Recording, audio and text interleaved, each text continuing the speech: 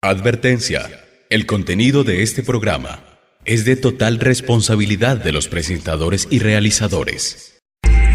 El objetivo del siguiente programa es visibilizar las diferentes expresiones artísticas, culturales, sociales y comunitarias de la población LGTBI de la Comuna 4 Aranjuez. Ha llegado la hora de escucharnos, de hacer historia y expresarnos desde acciones afirmativas que propendan por el respeto y la reivindicación de nuestros derechos. Esto es Parche Diverso.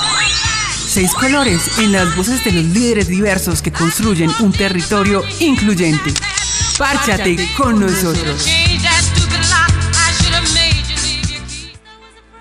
Bienvenidos oyentes una vez más a este programa llamado Parche Diverso.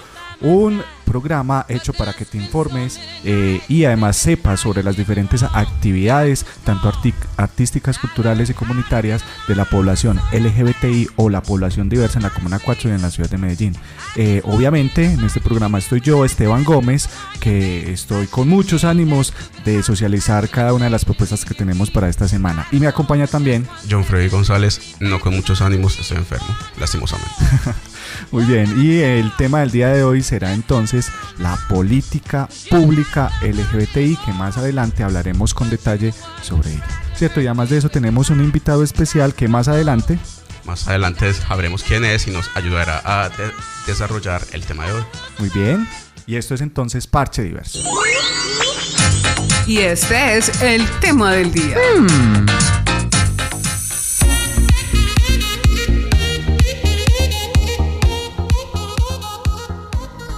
Muy bien, y el tema que escogimos para este programa es entonces la política pública LGBTI.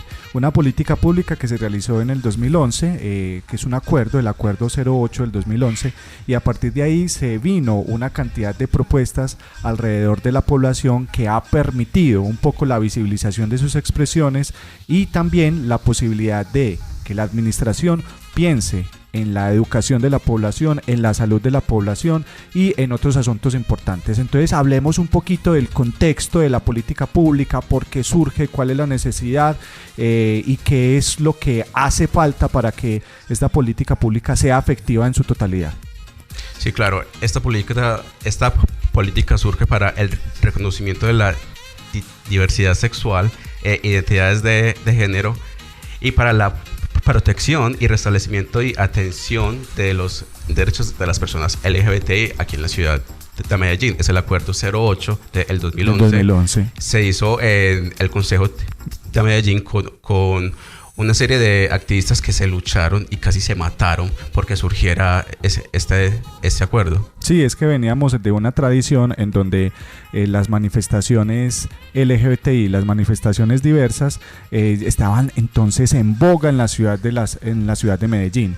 Estaban empezando a florecer, ya habían marchas muy concretas. Habíamos hablado en otros programas de la marcha que se iba hasta el Obelisco. Después surgió una marcha que empezaba entonces en la Alpujarra y luego terminaba en Barbacoas, que es el sitio como emblemático de la ciudad donde hay diferentes negocios de la población, y eso había generado mella en asuntos políticos. Entonces por esa razón ya una de las alcaldías, si no estoy mal fue la de Alonso Salazar, permitió entonces la participación amplia de la población y se posibilitó la creación de la política pública.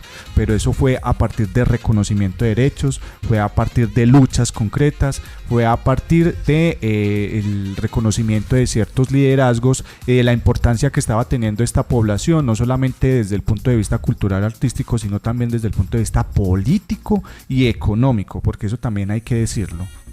Muy bien, hablemos un poco de la estructura de esta política pública. Sergio, cuéntanos un poco entonces cómo está estructurado este acuerdo, cuáles son los artículos que más emblemáticos están, qué es lo que se posibilita con esta política pública, cuál es su fin. Cuéntanos un poco desde tu perspectiva qué es eso de la política pública LGBTI.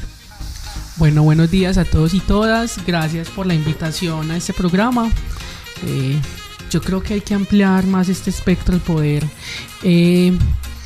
poder visibilizar este tipo de escenarios. Bueno, política pública LGBTI Medellín, como ustedes dice, surge en el 2011, Acuerdo 08, por medio pues de la lucha de algunos activistas reconocidos de esta ciudad que se sientan pues como a formularla, ¿cierto?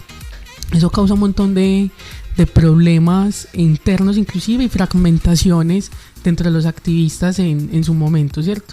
Pero logra pues como salir, también bajo, si no estoy mal, bajo la supervisión en ese entonces de Luis Bernardo Vélez. Sí, del concejal. Luis Bernardo Vélez estuvo pues como acompañando todo el ejercicio y lo estuvo haciendo pues como muy bien hasta su momento. Bueno, la política pública tiene más que los artículos, son como unas poblaciones específicas de acción y también tiene las líneas estratégicas. Sí, pero en ese sentido tiene pues como unas implementaciones inmediatas, poniéndolo así en ese asunto. Primero, la creación del Centro para la Diversidad Sexual y de Género, que era el espacio físico que garantizaba la política para que pudiera visibilizar a la población en ese espacio y que allí también confluyera, ¿cierto? Y que ahí se ofrecieran unos servicios específicos para la población LGBTI. Sí, muy bien. En este caso pues estamos hablando de asesorías psicológicas, asesorías legales, emprendimiento, pues como todo un acompañamiento integral a la población, aparte de eso de posibilitar un espacio físico donde pues pudiera estar la población de manera tranquila, ¿cierto? Espacios abiertos, espacios para el encuentro. Un segundo como estamento importante es la creación de un consejo consultivo, que en esta ocasión lo que haría ese consejo consultivo es hacerle seguimiento a la política pública y por ende pues fijarse que su implementación fuera efectiva. En su primera versión de inscripciones en el consejo, en el 2011, alcanzó a tener una incidencia de 450 líderes sociales, políticos y activistas de la ciudad de Medellín que se reconocían dentro de lo LGBTI. Eso fue en el Teatro Lido y fue histórico, inclusive, muchachos, pues eso, yo me acuerdo cuando llegué que yo decía, wow, pues increíble ese asunto de cómo se movilizó la gente para llegar al Consejo Consultivo. Digamos que ahorita el Consejo Consultivo sigue, pues porque está ahí en la política pública y es como un proceso de garantía a que esta se vaya a cumplir, pero digamos que ahorita cuenta con aproximadamente 50 líderes sociales, políticos y activistas de la ciudad, pues de las diferentes comunas y los diferentes corregimientos que hay, ¿cierto? O sea, hay como unas problemáticas que se han venido solucionando respecto a la participación e incidencia, por ejemplo, de las personas trans y de mujeres, porque digamos que era un espacio muy ausente de este tipo de personas, pero ya están logrando llegar. Ahorita en febrero hubieron inscripciones y lograron llegar aproximadamente entre mujeres y personas trans, por ahí unas 30 personas pues inscritas y que están pues ahí como incidiendo. Otro escenario que garantiza la política pública es la participación en diferentes escenarios de ciudad, consejos territoriales, lo que ahorita salió el COMPAS, ¿cierto? El Consejo Municipal de Paz, exacto, que lo que hace es que garantiza una participación directa de la población LGBTI, o sea, cuando se hace una elección de representantes para este tipo de escenarios, digamos que el Consejo Consultivo tiene la potestad de elegir, ¿cierto?, a un representante que vaya y haga el ejercicio. Digamos que el tener esa política pública abre ciertas oportunidades y garantiza cierta participación de la población en diferentes escenarios de participación y de toma de decisiones de la ciudad, que son muy importantes. Y bueno, y algo que se me olvidaba dentro del Consejo Consultivo es que está representado por toda persona que se quiere inscribir, porque se tiene que inscribir, está liderado por 7 representantes, que en este momento está dividido de la siguiente manera. Si no estoy mal, son 3 personas a nivel territorial que se eligen por las diferentes zonas de Medellín y 4 personas por las siglas. Una lesbiana, una trans, gay, y bisexual. Muy bien. ¿Intersexual hay? No, solamente LGB y 3 personas a nivel territorial. Muy bien. Lo otro es que sí, yo recuerdo que cuando se hizo entonces el lanzamiento de la política pública, que fue en el Teatro Lido, como lo manifestó Sergio, había mucha expectativa, ¿cierto? Porque era la primera vez que una alcaldía se acercaba de una forma tan directa a la población LGBTI. Y eso lo hizo mediante la política pública. Entonces, claro, había una expectativa muy grande en cada uno de los territorios, en cada uno de los líderes que estaban dentro de esos territorios, y por lo tanto había una esperanza depositada en ella. Y además de eso, porque es que, claro, había una garantía muy clara de que creando esta política pública iba la administración a estar mucho más cerca de los territorios y más cerca de las problemáticas y diferentes dificultades que tenían los colectivos en las comunas y en los aspectos territoriales. Se conforma incluso ahí también el Comité para la Diversidad, que es entonces una instancia en donde están las diferentes secretarías de diferentes delegados de las secretarías de la administración municipal con los delegados del consejo consultivo y algunos líderes representativos. Entonces eso permitía que, por ejemplo, las líneas estratégicas que se plantearon en el artículo 3 del acuerdo tuvieran una cabida y una voz dentro de este espacio, porque ya no se estaba hablando solo, ya no estábamos hablando solos, estamos hablando con la administración municipal y con delegados de cada una de esas secretarías. Entonces eso prácticamente planteó un cambio, aunque hay que decir que ese comité hasta el momento ha tenido ciertas dificultades, porque no se han visto como los resultados en algunas secretarías concretas, y por esa razón es que en el artículo 17 está entonces, dentro del acuerdo está la necesidad de crear un plan estratégico con secretarías digámoslo así, responsables de cada una de las actividades para que fuese efectiva esa política pública. Sin embargo, pues queda una duda que más adelante lo vamos planteando, y es precisamente la cuestión de los tiempos. Sí, Sergio. Pues antes de proseguir, me parece muy importante pues que también se resalte algo que, si bien no es muy visible o es diciente dentro del ejercicio, digamos que cuando uno hace la lectura de la política pública lo puede evidenciar. Y es, digamos, que cierto enfoque poblacional con la población trans. Sí. Hay un enfoque muy fuerte con la población trans, porque cuando los líderes sociales que hicieron el ejercicio se sentaron, vieron que las problemáticas sociales estaban reunidas o de alguna manera confluían de manera constante en la población trans. Entonces se generaron como unas acciones específicas para la población trans dentro de la política pública, que también estarían reflejadas dentro del plan estratégico. Sí, incluso una de las particularidades que tiene, por ejemplo, las líneas estratégicas o el plan estratégico, es que plantea, por ejemplo, un trato diferencial de la población en los estamentos de salud. Que eso, por ejemplo, sí, dentro de la línea de vida digna, entonces está, y como encargado la Secretaría de Salud de crear un trato diferencial para la población trans. Igualmente un trato preferencial para todo su proceso, no solamente médico, sino también jurídico, porque obviamente si un gay, supongamos, va a una cita médica, no va a tener tantos problemas o tantas dificultades como tiene una chica trans. Entonces ellas, por ejemplo, piden que no sean nombradas con el nombre que aparece en la cédula, sino con el nombre que ellas se identifican, ¿cierto? Es una cosa como muy concreta y que está entonces esbozada dentro del plan estratégico. No, y no solamente eso, por ejemplo en temas también educativos, que también seguimiento. Digamos que es muy bajo, o las estadísticas dicen que es muy bajo dentro de la población trans. Y por ejemplo se le apuesta a la educación superior, ¿cierto? Dentro del ejercicio de la política pública, y dentro del plan estratégico también queda la necesidad de que se garanticen inclusive incentivos o becas, ¿cierto?, direccionadas para la población trans. Y hay un encargado que es Sapiencia. Exacto. ¿Y cuáles son los logros más importantes que esta política pública ha logrado aquí en la ciudad? Algo que tú digas que ha sido hasta el momento la apertura, lo máximo. La apertura del Centro para la Diversidad. Yo creo que primero, exacto, la evidencia de un espacio físico. Aunque dicen que el centro se está cayendo. dicen las malas lenguas. No, se que no está es cayendo. que no es muy visitado, que la alcaldía lo está olvidando. No, hay un asunto ahí pero eso es una cuestión ya más política. Hay que aclarar, es una cuestión política. Lo que pasa es que ustedes saben que como son espacios que de alguna manera los administra la administración pública, que valga la redundancia, digamos que esto entra dentro de contrataciones, ¿cierto? Por ejemplo, el que siempre ha estado al frente de este ejercicio es En Plural.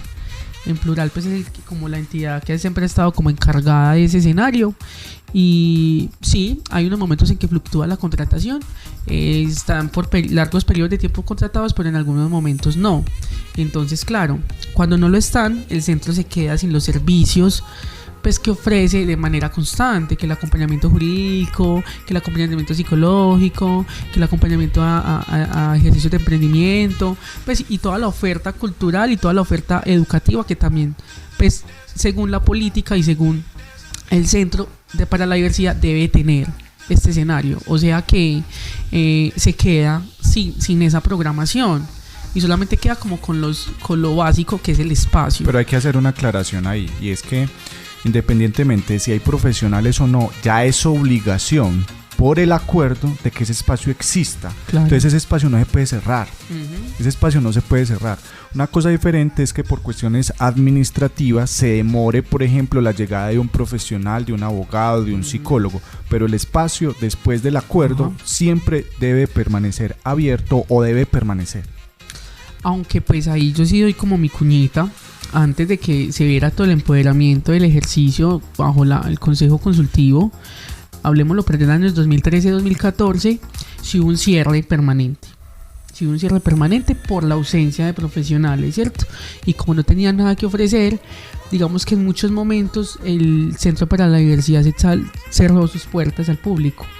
Pero digamos que es también por la necesidad, o yo creo que más la necesidad, por la falta de apropiación de la población diversa en este tipo de espacios.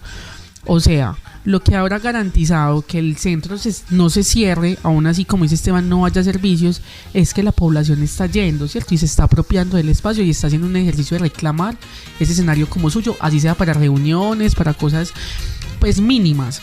Entonces yo creo que es lo que dice Esteban, es apropiación de la comunidad, pero lo que tú dices sí pasó pero en algún momento de la historia, ¿cierto? Cuando apenas estaba comenzando la política pública y digamos que la población no se había hecho tan propia, no había hecho tan propio el ejercicio de ese espacio, pero ahorita creo que el movimiento social, político y comunitario de la respecto a lo LGBTI, yo creo que ha avanzado demasiado y ha avanzado en un punto tal de que ahorita hay una apropiación muy fuerte del espacio y se está cuestionando el escenario. Por eso enseguida vamos a hablar de la aparición del plan estratégico, claro, que no aparece por un ejercicio de que lo haya cumplido la administración pública, sino que sale por un ejercicio de reclamación, ¿cierto? Y que reclama la población diversa ese plan estratégico, porque sin ese plan estratégico no tenemos acciones específicas para la población LGBTI. Muy bien, entonces dentro del tema del Día del Parche Diverso acabamos de ver lo importante que es la política pública LGBTI para la población diversa en la sexualidad y las identidades de género en la ciudad. ¡Ey! ¿Y qué dice la gente? Bla, bla, bla, bla, bla. La política pública la podemos entender pues de una manera clásica, general, como todas aquellas acciones que se ponen en marcha de parte de los gobernantes para atender a problemas que se presentan en la sociedad. Son problemas que fueron reconocidos en primer lugar por la sociedad, por los habitantes del lugar, que reconocieron ahí un problema público y que lo ingresaron en la agenda política de tal manera que quienes administran los recursos, quienes les toca gobernar, lo incluyan en sus planes y busquen en compañía de esa ciudadanía soluciones a esos problemas.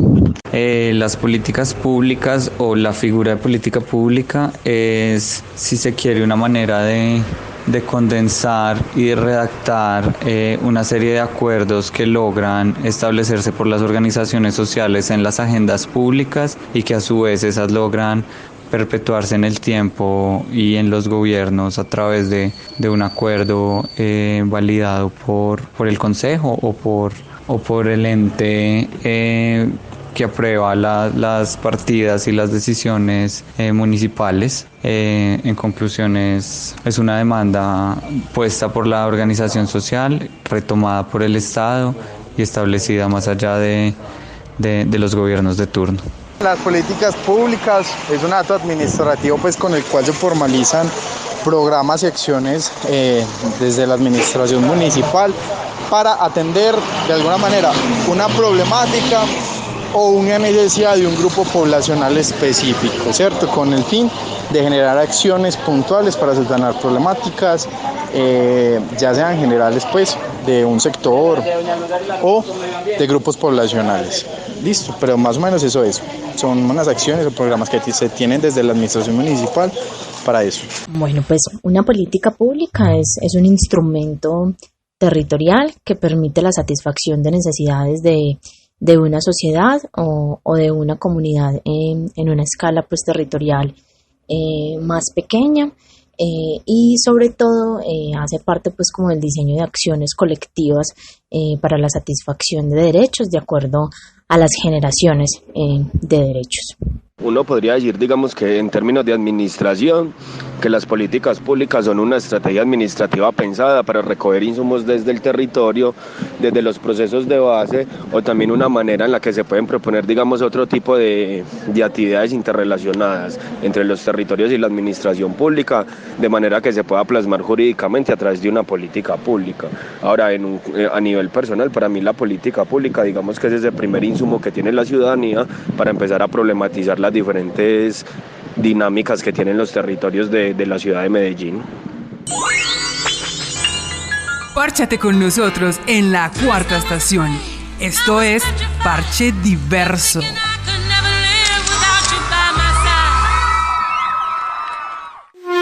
Tu destino, la cuarta estación. Esta es la cuarta estación. Una emisora hecha de tus historias. Anímate a participar y escríbenos al correo emisora@gmail.com o síguenos a través de nuestras páginas oficiales en Facebook y en Instagram como @emisora la cuarta estación. Porque hoy la radio está más cerca de ti.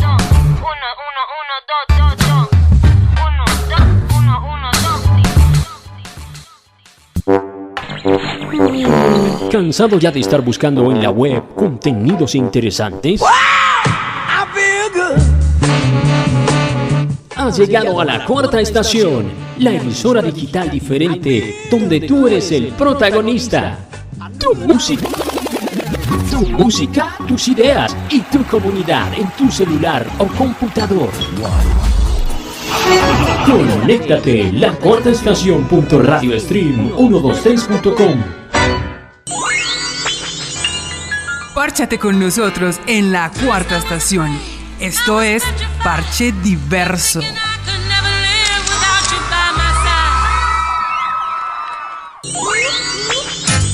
Recuerdos en rosa.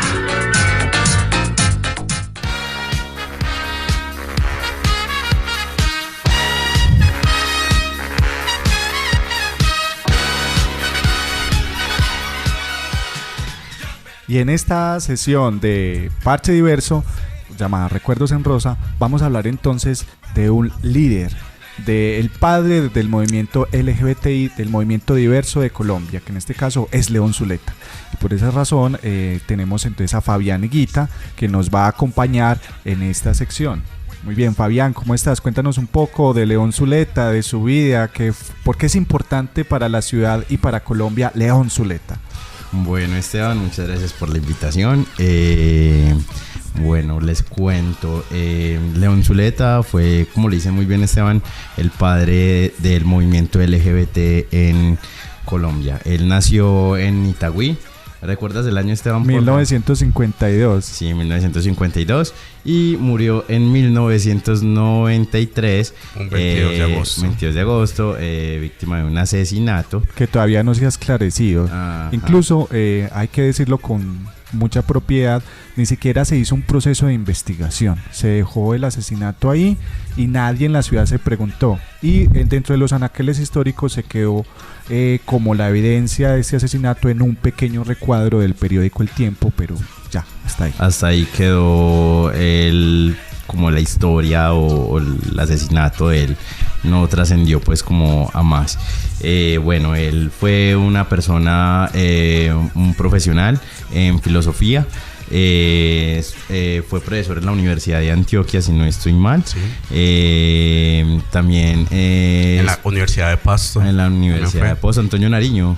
Uh-huh. Estuvo muy metido en los movimientos también de los trabajadores. Sindicalismo. En los sindicatos.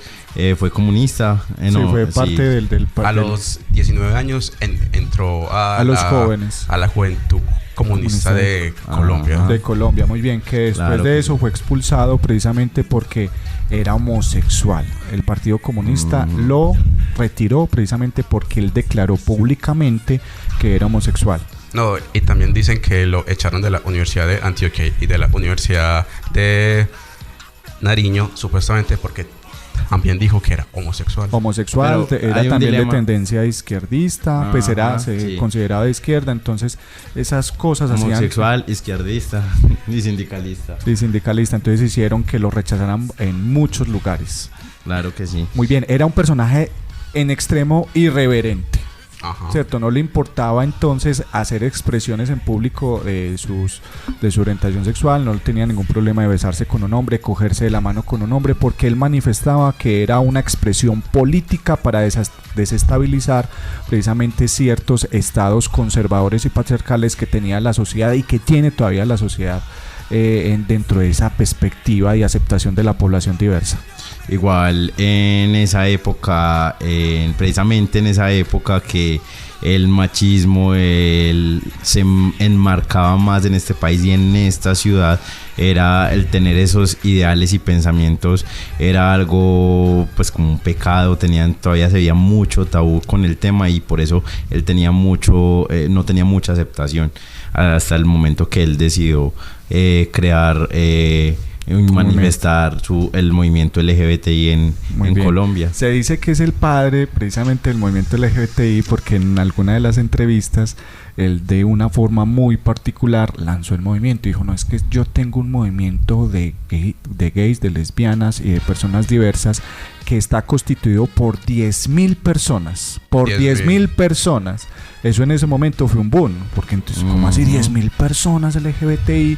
En ese tiempo no se hablaba de LGBTI, se hablaba pues de personas homosexuales. Muy bien, entonces eso fue un boom. Sin embargo, luego pues conversando con una persona que estaba radicada en la ciudad de Bogotá, que en este caso fue Manuel Velandia, que su mejor amigo, él sí le confesó, sí, es que yo tengo un movimiento, un equipo de 10.000 personas, pero quítale los ceros. Es decir, soy yo solo. Pero recuerden que este ejercicio él no lo hizo de manera directa, sino que él lo hizo por medio de un ejercicio. Él sacó esta nota en un periódico que manejaba. Sí. Él manejaba un periódico que se llamaba El Otro. Sí, un periódico, y decía específicamente que tenía eso. Y Manuel llega es por medio de ese ejercicio. Cuando él contacta a León Zuleta, le dice que sí, que tenía un movimiento, pero que le quitara los ceros a ese ejercicio y que ahí se daría cuenta cuántas personas habría realmente en el ejercicio. Fue muy chistoso y Manuel lo cuenta todavía con mucha jocosidad. Bueno, incluso también él cuenta que la revista era hecha también por él solo, entonces él colocaba en cada uno de los artículos nombres diferentes seudónimos, pero en el fondo era el mismo. Incluso en la carta de los lectores él la respondía obviamente con un nombre pues completamente diferente al suyo. Doctora Corazón, sí. También. Sí. Pero sí, fue un hombre reverente, fue un hombre muy político, fue un hombre que consideraba que la expresión de la sexualidad era completamente libre. Entonces él no tenía ningún reparo en plantearte a ti en una conversación tener relaciones sexuales, porque él manifestaba que desde ahí se estaba irrumpiendo precisamente con la forma conservadora como esta sociedad ha planteado el tema de la sexualidad. Sí, claro, inclusive Manuel hace ahí un asunto muy específico de tocar la sexualidad de manera amplia. Y él es el que empieza a hablar de ese tema de la sexualidad, de los no tabúes, de poder encontrarse sin ese conflicto moral y ese conflicto ético. Y estamos hablando en los años 80, pues estamos hablando que era un personaje que rompía y quebraba totalmente el estereotipo marcado. Y yéndonos al tema de la movilización, muchachos, recuerden que era la movilización homosexual. Sí, no claro. Era la movilización LGBTI. Es que era homosexual. Aún estamos hablando, si no estoy mal, pues porque a mí las fechas me engañan, como 1982 o 1983. Todavía estaban esa perspectiva de que la homosexualidad era aberrante, era una enfermedad, claro, había que curarla. Y fue esa vez, y ellos se arriesgaron a salir, y fue en Bogotá. Se arriesgaron a salir, era un grupo muy pequeño de personas, prácticamente eran todos hombres, y hacían pues como el ejercicio de movilizarse solos. Por ahí hay unas fotos que son escasas, como 2 o 3 fotos que quedaron de ese ejercicio, y lo que uno puede ver ahí desde la lectura que hace es que eran todos hombres, ¿cierto? Y con sus trapos y con sus pancartas, pues muy desde la disidencia sexual. Y eso es algo pues que también hay que nombrar, y es que León se nombraba mucho de la disidencia, más allá del asunto LGBTI o lo político o lo social. Él creía era que el asunto sexual era un asunto de la disidencia, porque él sentía que eso era irrumpir, que eso era salirse del estereotipo. Muy bien, y esas disidencias vienen precisamente de una tradición de lecturas que la hace diferentes filósofos, pensadores europeos. Incluso una de las anécdotas que plantea Manuel Velandia en reconocimiento de la labor que hizo León Zuleta en el país, es que ellos se sentaban a leer obras en francés y con un diccionario al lado, precisamente para mirar cuáles eran las posturas alrededor de la sexualidad que se tenían en Europa. Entonces aparece, por ejemplo, él fue uno de los traductores de Foucault. Él empezó entonces a traer toda esa perspectiva filosófica precisamente aquí a Colombia, hizo varias investigaciones, es decir, él era un académico a pura sangre. Él amaba precisamente las cuestiones filosóficas, y él decía, es que si yo planteo una reflexión filosófica a partir de mis lecturas, eso se debe traducir en prácticas cotidianas, y por esa razón él entonces la sexualidad la veía con libertad. Una de las anécdotas que plantea Manuel Velandia es que una vez en un bus ellos se iban a despedir y se despidieron de un beso delante de todos los pasajeros del bus. Estamos hablando de los años 80, pues eso creó inmediatamente una erupción.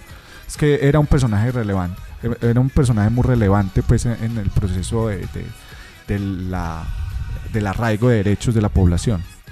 Claro, igual pues hago como una acotación de lo que acá en la ciudad de Medellín se ha venido haciendo en reconocimiento a Manuel Velandia, que es algo que no podemos dejar de mencionar, que son los premios León Zuleta, que consiste en reconocer aquellos movimientos, colectivos o personajes que han servido al activismo precisamente en la ciudad. Es más o menos, ¿hace cuántos años que vienen haciendo el reconocimiento? Ya van como más de 3 años. Son 3 años. Ya van 5 años. Sí, 5 años. 5 años ya. Es un gran evento que se hace en el margen del mes de la diversidad, el cual pues también hacemos la invitación, que ahora este año es el 28 de junio. Igual hay que, no se sabe todavía, el estar pendiente del lugar todavía no se ha definido. Muy bien, y no siendo más, entonces aquí presentamos a León Zuleta, el padre del movimiento gay, del movimiento entonces diverso en la sexualidad en Colombia. Y esto fue entonces la sección Recuerdos en Rosa.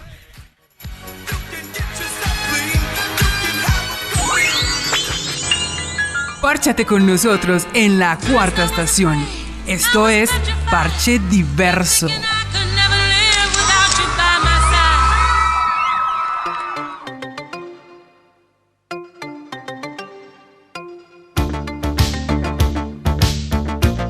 Parche Diverso.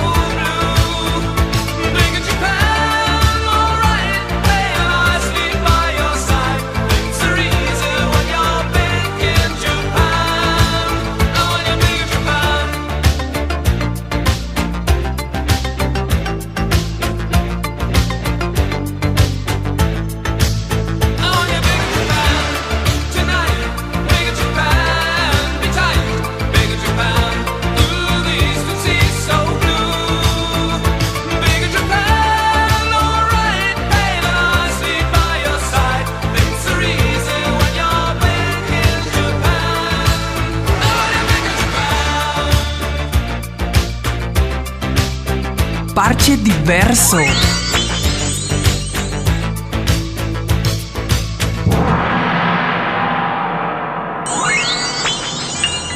Párchate con nosotros en la cuarta estación.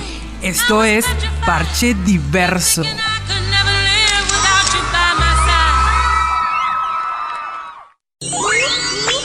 Hey, Parche, tú no sabes quién soy yo. Tienes toda mi atención, hija.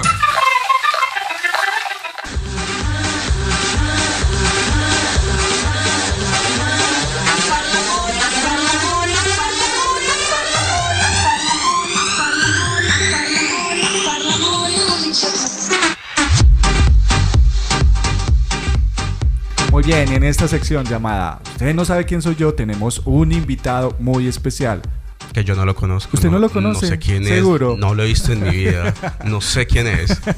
Muy bien, queridos oyentes, tenemos entonces a Sergio Herrera como invitado especial de esta sección llamada Usted no sabe quién soy yo. Sergio Herrera, cuéntanos entonces quién eres tú, por qué la gente no sabe quién eres tú, y cuéntanos qué haces en la comuna, qué haces por la población diversa. Cuéntanos entonces, bienvenido primero al programa y cuéntanos. Suéltese. Bueno, muchas gracias por la invitación nuevamente a este ejercicio.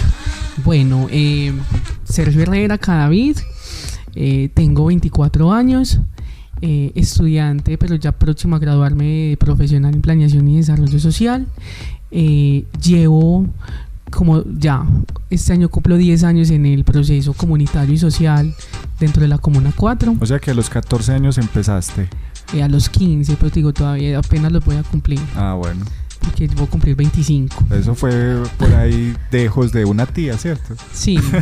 ¿Cuál tía? ¿Quién es esa? Tampoco sabemos quién es. Fue iniciado por un grupo juvenil que se llama Grupo Juvenil Las Esmeraldas. Ahí comienzo todo mi proceso social y comunitario y me acerco a los espacios juveniles. Yo era un actor, era juvenil. Y empezamos en ese ejercicio y fue pues ya como trayectorio, ¿cierto? Y ahí seguimos con lo que existió alguna vez que se llamaba Colectivo Juvenil Comuna 4 o CC4 como era conocido. Y ahí hicimos pues una incidencia muy fuerte porque éramos varios grupos juveniles. Estaba el Grupo Juvenil Las Esmeraldas, estaba Feliz Colectivo, estaba pues algunos jóvenes independientes, Mónica Aguirre, pues que todavía se asumían como jóvenes en ese entonces, ¿cierto? Hicimos todo un ejercicio de acompañamiento y en el 2013 se disuelve CC4, pero logra dejar un documento muy importante que es la cartografía de juventud de la Comuna 4, que también pues estuvimos ahí. Yo soy como investigador haciendo el ejercicio junto a Mónica y Alexandra Castillón, que eran las personas pues al frente del ejercicio. Y ahí pues hice como todo un ejercicio y aparte de eso empecé pues como con el liderazgo en procesos LGBTI en la comuna. Por allá en el 2012. Listo. Con Zona Rosa Comuna 4. Zona Rosa Comuna 4. Sí, yo fui su coordinador fundante. Pues aparte que habían unos líderes muy representativos en el ejercicio, yo fui el coordinador electo por ese grupo de personajes. Muy bien, Sergio, mira, una pregunta antes de que sigas. Obviamente para hacer parte de un proceso LGBTI, un proceso diverso en la Comuna 4, debe haber primero una aceptación personal de tu orientación. Sí. ¿Nos puedes contar un poco de eso? ¿Cómo saliste del closet? ¿Cómo salí del closet? ¿Le puso una bomba a eso? Esa es la pregunta. ¿O salió discretamente? Con tantas flores, no. Si usted viera lo que pasó ahí. Pues yo ya me venía aceptando porque había estado pues en procesos de género, con enfoque de género, que hubo un tiempo acá en la ciudad donde se habló sobre equidad de género de una manera muy intensa. Todavía. 2010, 2011, pero estamos hablando que apenas era un tema muy nuevo y habían puras escuelas políticas de género. Yo me asumí como en dos versiones de esa escuela, que en ese entonces la lideró, ¿cómo se llama este proceso? Elevando Sueños. No, eso era juvenil. Elevando Sueños era juvenil. Bueno, se me escapa el nombre en ese momento de la corporación. Región. La corporación Región. Sí. Aquí en la comuna. Y me vine presentando un ejercicio de construcción. Hubo un momento en que amigos muy cercanos pues, supieron de mi orientación, pero era muy privado, ¿cierto? Era más como el grupo selecto de amigos, pues que en esos estaban heterosexuales, gays, ¿cierto? Lesbianas, pero era un grupo muy selecto. Con mi familia pasa de una manera muy particular y muy, muy jocosa, y es que pues en ese entonces me conseguí una pareja, ¿cierto? Y estuvimos pues saliendo por un buen tiempo. Y mi mamá me empezó a cuestionar mucho por eso, como que ve ese muchacho, quién es, por qué viene aquí, por qué te recoge, por qué te lleva, por qué te va, porque pues eran un conjunto pues de acusaciones. Y una vez ella nos vio dándonos un beso de despedida. Ay, fue pucha. Y fue ahí cuando salí oficialmente del closet para todo el mundo, para mi familia, para todos. Pues ya no tenía caso, y además esa relación iba muy en serio y no podía pues ocultarlo toda la vida, pues porque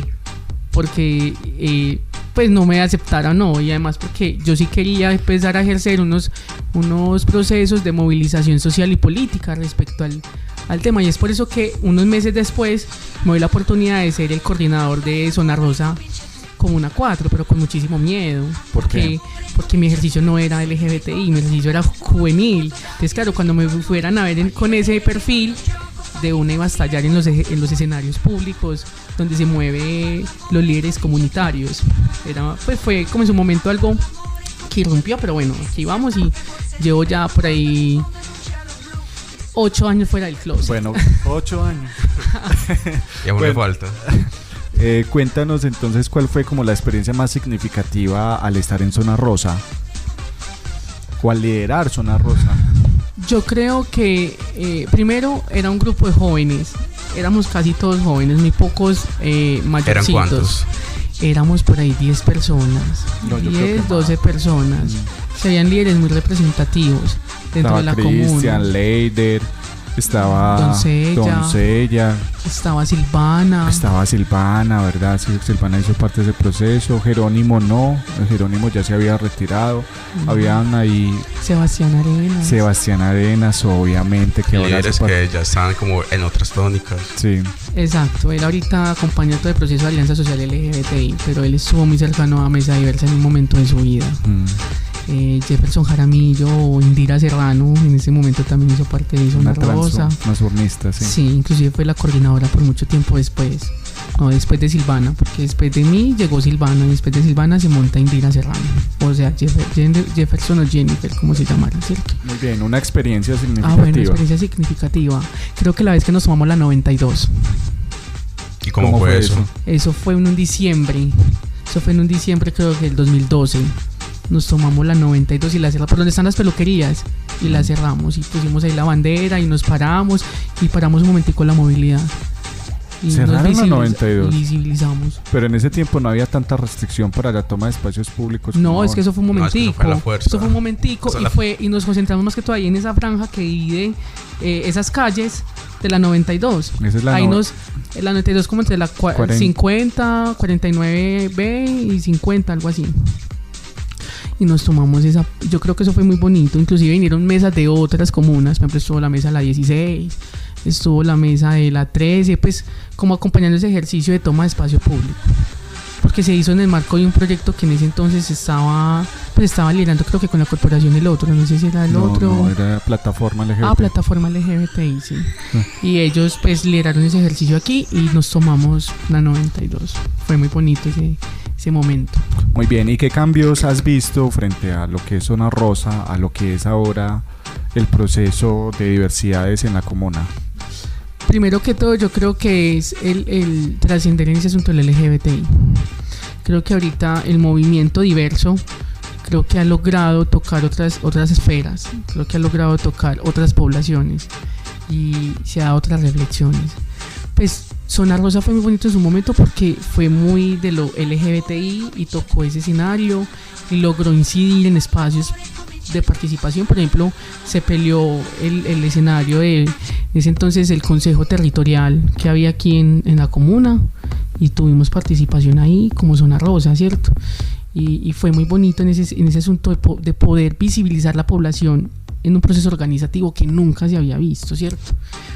Pero ahorita yo creo que trasciende el ejercicio, porque no solamente es el que nos visibilicemos como población diversa, sino que estamos tratando de ampliar el concepto de diversidad, ¿cierto? Y poder trabajar con jóvenes, con niños y niñas, con mujeres, ¿cierto? Y lo que se pueda venir más, ¿cierto? porque yo creo que ahí la reflexión está en cómo abordamos esa diversidad y cómo eso pasa por lo interseccional, ¿cierto? Lo interseccional entendido, cómo esas otras realidades me tocan y cómo yo sujeto me pasan todas esas realidades, ¿cierto? Claro, en una solamente por mi cuerpo. Muy bien, entonces tengo entendido que una de las fascinaciones o asuntos que te gustan mucho es el tema de la política pública y específicamente pues la realización del plan estratégico para que la política pública LGBTI en la ciudad de Medellín se realice. Pasemos entonces a ese tema. Cuéntanos un poco de qué es el plan estratégico. Aquí en la Comuna 4. ¿Cómo se desarrolla?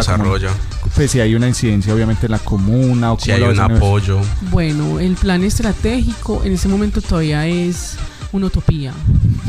Pues si me atrevo a decirlo así, porque si bien existe, todavía hay algunos conflictos internos, pero sí ya les cuento qué pasa ahí. Bueno, el plan estratégico dentro de la política pública es la herramienta que posibilita que todo lo que está depositado ahí se cumpla, y más que se cumpla es que tenga unos responsables específicos. En ese orden de ideas, estamos hablando de que si vamos a hablar de educación y si vamos a hablar de salud, por ejemplo, más allá de vincular la secretaría, es vincular entidades. Educación, por ejemplo, está vinculado netamente a Sapiencia, ¿sí? Como una entidad. Y Secretaría de Educación. Sí, pero más que todo Sapiencia como la entidad encargada de promover la educación, ¿cierto? Incluso de hacer seguimiento de la vulneración de derechos dentro de instituciones públicas y privadas, que me pareció muy curioso porque esa no es la filosofía de Sapiencia. Bueno, es que a ver, ese plan trata de recoger todas las necesidades dentro de la política pública. Por ejemplo, hay uno de sus acciones que son intervención en instituciones educativas y que, digamos, logró empezar el año pasado en plural, pero ha sido muy difícil porque la Secretaría de Educación no ha tenido una responsabilidad ahí, porque no se ha asumido. Si se hubiera asumido, no les hubieran cerrado las puertas a los profesionales en diferentes instituciones educativas, ¿cierto? Que eso es lo que responde a la pregunta de por qué no se están vinculando las entidades responsables a este escenario. Entonces, el plan estratégico, en resumidas palabras, es eso, es un instrumento que lo que él quiere lograr es que todas las prioridades o todo lo que se priorizó dentro de la política pública se cumpla en un plazo máximo de 10 años. O sea, estamos hablando por ahí hasta el 2028-2029, ¿cierto? Tiene ese plan de incidencia. Ahorita tocabas algo muy interesante, Esteban, y era el tema de los tiempos. Claro. Porque cuando se crea la política pública hay un plazo de creación de este plan estratégico. Incluso eso lo manifiestan en el artículo 17, plan estratégico para la implementación de la política pública, y plantean, estamos hablando que la política se creó en el 2011 y da un plazo máximo de 6 meses para la creación del plan estratégico, y vemos que ese plan estratégico ni siquiera ha salido de la luz. 2012 más o menos, el 2012 debió haber tenido ese plan estratégico. Pero bueno, el asunto con el plan estratégico es que apenas después de un año de pullas en que se reclamó digamos que este instrumento, ¿cierto? En que se pidió al Estado en un plazo de un año entregar en el plan estratégico con todo pues determinado, ¿cierto? Aunque hicieron una publicación de este plan estratégico como a finales del año pasado, liderado por En Plural, dicen ellos que esa no era la versión final porque al fin era la secretaría la que iba a hacer esa versión final, ¿cierto? Pero digamos que ya está. Por ejemplo, mañana va a haber un comité accidental en el Consejo de Medellín que van a hablar sobre la política, sobre el plan estratégico y la política pública. Sergio, ahorita te escuchamos hablar sobre la última cartografía juvenil que se hizo aquí en la comuna, pero además de eso, tú hiciste parte este año de la única cartografía LGBTI que se ha hecho acá en la comuna. ¿Nos puedes hablar un poco sobre ese tema? Sí, claro, pero no es solamente en la comuna, es en la ciudad. Contamos, creo que esta comuna cuenta en privilegio de tener la única cartografía LGBTI de la ciudad, ¿cierto? Se han avanzado en otros estudios, por ejemplo, contamos con una caracterización a nivel departamental. Sí. Se lo realizó la Secretaría de Participación de la Gobernación de Antioquia, junto a un intelectual muy reconocido de esta ciudad, Elkin Naranjo, pero digamos que no se ha trascendido en hacer lecturas particulares. Entonces, ¿en qué consistió esa cartografía? En poder acercarse a las lecturas territoriales de la población LGBT de manera muy precisa y concisa, ¿cierto? Para poder entender cómo se estaban configurando en el territorio. Muy bien, y entonces tuvimos un invitado muy especial, Sergio Herrera, coordinador de la Mesa Diversa de la Comuna 4, que nos aún estuvo no sé hablando. Quién es, no lo conozco, no lo he visto en toda mi vida. Que nos estuvo hablando entonces de la política pública, del plan estratégico para que se cumpla esta política.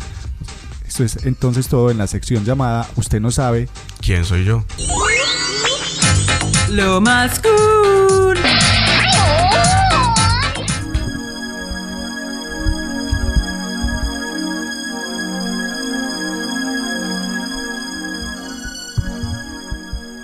Muy bien, en esta sección llamada Lo Más Cool, entonces les vamos a socializar las diferentes actividades que hay para la próxima semana. Entonces, en la Comuna 4, el 27 de junio, vamos entonces a tener un conversatorio llamado Historias y Momentos de la Movilización Política y Social LGBTI en Medellín.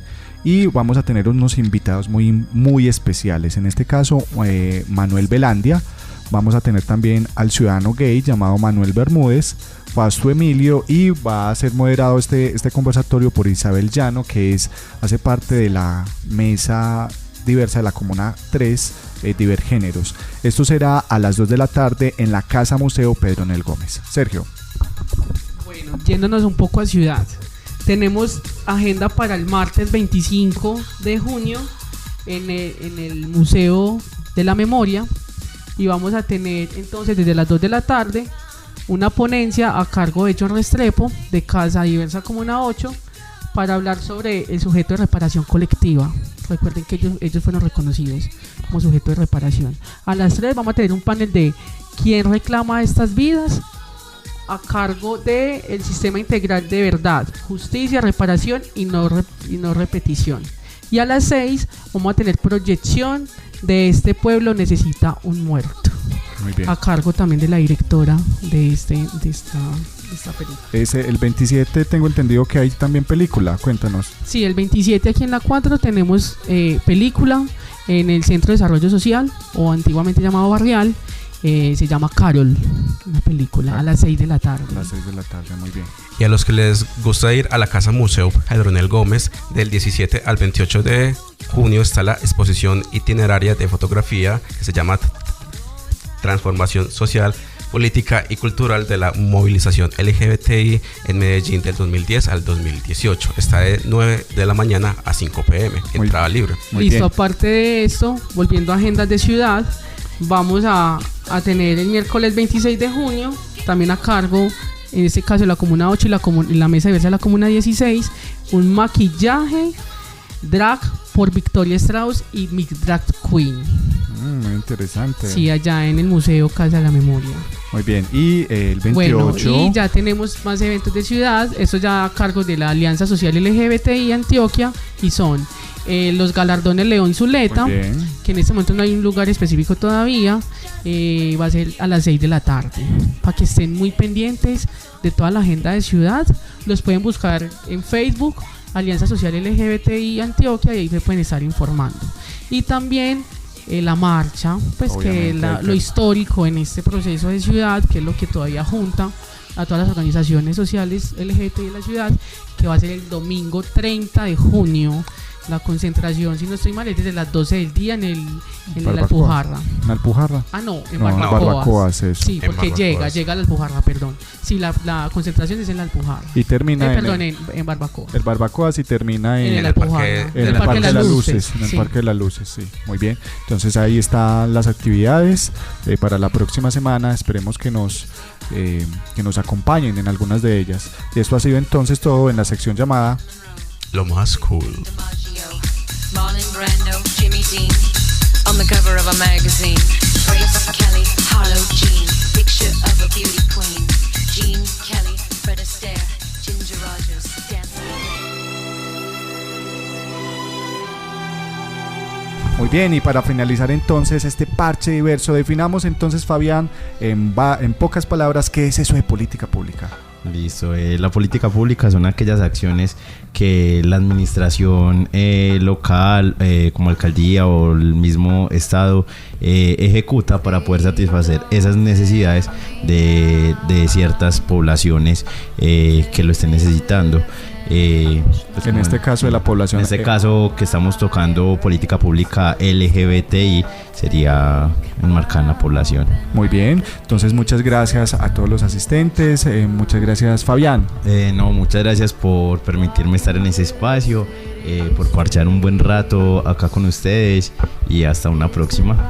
Sergio.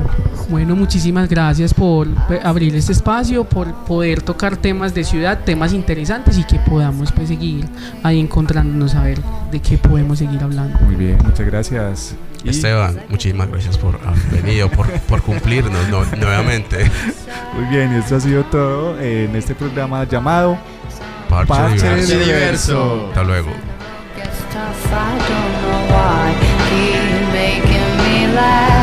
Let's go get high. The road is long, we'll carry on. Try to have fun in the meantime. Take a walk on the outside. Let me kiss you hard in the pouring rain. You like your girls insane. So choose your last words. This is the last time. 'Cause you and I, we would wanna die. Parche diverso. Lost, but now I am found. I can see, but once I was blind. I was so confused as a little child, trying to take what I could get, scared that I couldn't find all the answers, honey. Don't make me sad, don't make me cry. Sometimes love is not enough and the road gets tough. I don't know why. Keep making me laugh. Let's go get high. The road is long, we'll carry on. Try to have fun in the meantime. Come take a walk on the wild side. Let me kiss you hard in the pouring rain. You like your girls insane. So choose your last words. This is the last time. Párchate con nosotros en la cuarta estación. Esto es Parche Diverso.